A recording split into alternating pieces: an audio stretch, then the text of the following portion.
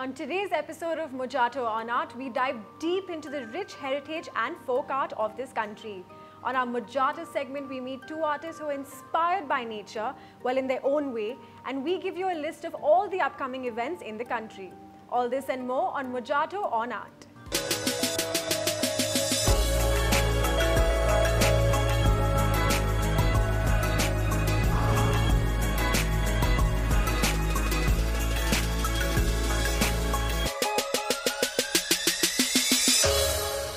Our episode starts with a relook of last year's Serendipity Arts Festival that was held in Goa. The festival's aim with its artisanal and handicrafts curation was to basically find the contemporary in the vernacular. With larger-than-life works of 21 artists on display, curators Jyotindra Jain and Manjari Narula hoped that the crafts on display would eventually find their way into today's architecture. Let's take a look.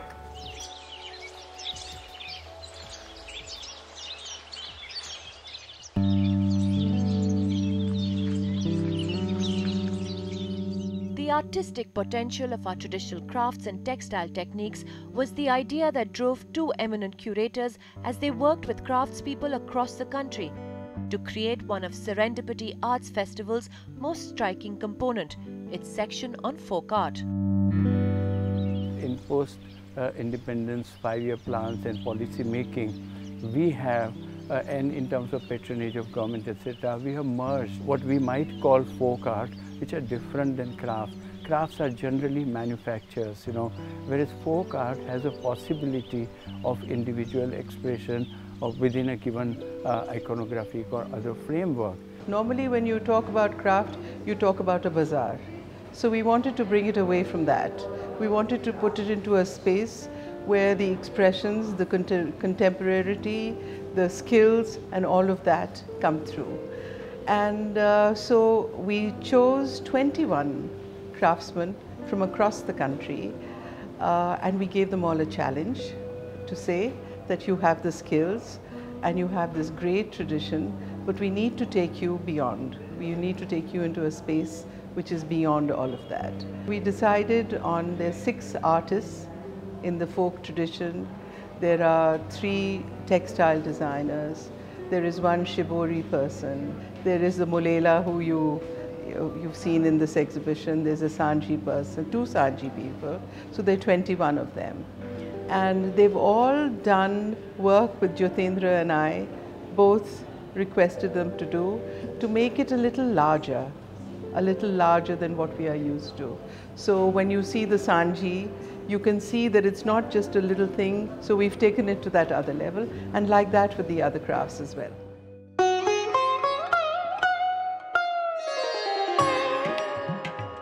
One look at these Sanji panels and the idea comes instantly to life. Intricate hand-cut paperwork blown up to proportions never seen before by Mohan Verma, whose family has been practicing the craft for 5 generations. हमारे दादाजी मंदिर में एक सेवा के रूप में तो शौक के रूप में मंदिर में सांझी बनाते थे। सांझी का मेन तात्पर्य क्या है कि जब कृष्ण भगवान गाय चराकर अपने घर लौटते थे तो गोपियां अपने अपने गेटों पे फूल पत्ती से अच्छी डिजाइनें बनाती थी।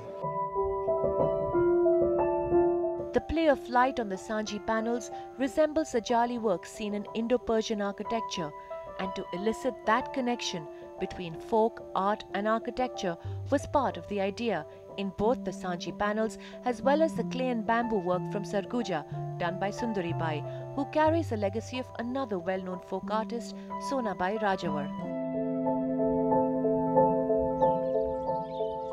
Once when I went to Sarguja and one such house, and it was early morning around 8:30, 9 o'clock, and the sun has just risen, and this kind of what we see here, these partitions, these are made in internal courtyard, and the sunlight as it falls, it casts such beautiful shadows in the house by itself, and it created a kind of extraordinary feeling of wonder that sometimes architecture does. And one dimension I had in mind was that since there is a major architectural aspect to her work, and since originally this work belonged to the architecture of their architecture, And Goa has one of the finest architectural colleges, and Goa has very good architects living there.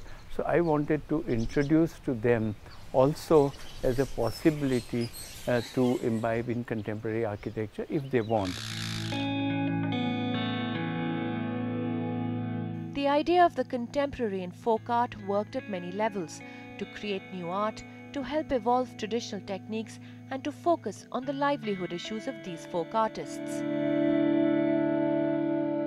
That in 2012, finally, there was a census held, the 6th Economic Census, in which Crafts Council managed to convince the Planning Commission that you have to count us as a number.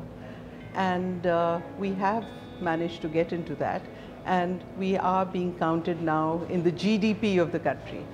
So finally we are getting there, and now they plan to do a satellite account because the results of that have been very positive.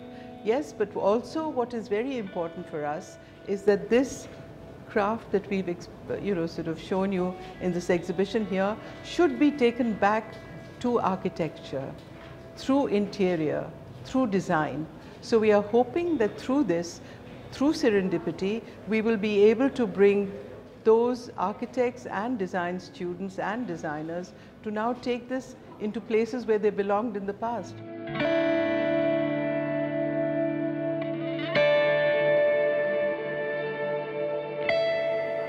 Now, didn't those works just leave you in awe? Now, if you're looking to soak up some culture in the next week, here are a list of the upcoming events that you could go to around the country. Mumbai. Head over to Mumbai's Queer Film Festival, currently in its 8th edition. This year's program will center on the theme of Diverse One, echoing both sentiments of togetherness and uniqueness. The festival will also include panel discussions and interactions with filmmakers, among other events. You can catch the festival from the 24th to the 28th of May.